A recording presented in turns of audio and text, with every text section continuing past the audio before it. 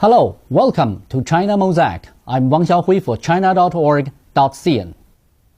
There is a Chinese proverb that goes, Xiang Zhuang performed the sword dance as a cover for his attempt on Liu Bang's life. The meaning is that people sometimes speak and act with a hidden motive.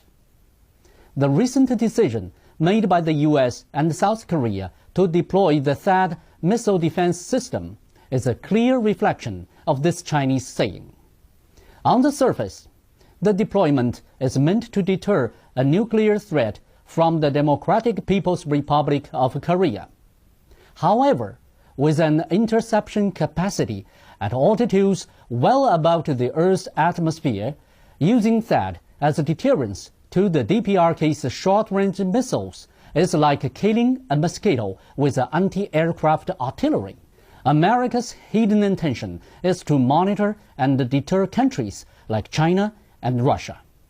For the U.S., the THAAD deployment is an essential part of its rebalancing policy in the Asia-Pacific, which serves to consolidate its military supremacy in the region and even in the world as a whole.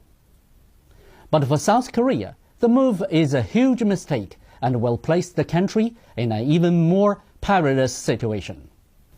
Since Chinese President Xi Jinping and South Korean President Park Geun-hye took office, Sino-Korean exchanges at the senior level have become more frequent, leading to a rapid improvement in their economic and trade relations.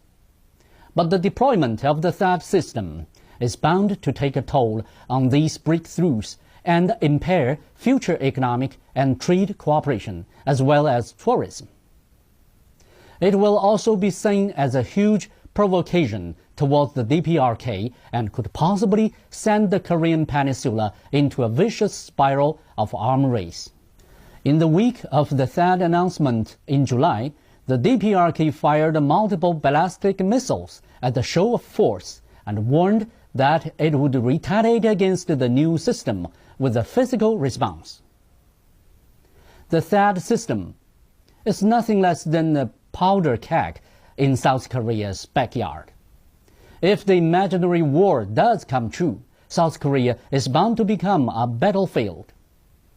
Its own people will suffer the most, transforming their new era of hope and happiness into an era of misery. The US, on the other hand, has more choices.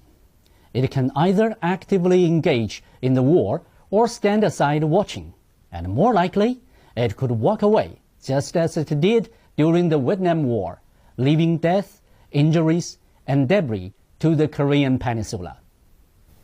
Some insightful people in South Korea have already pointed out the mistakes of the irrational deployment.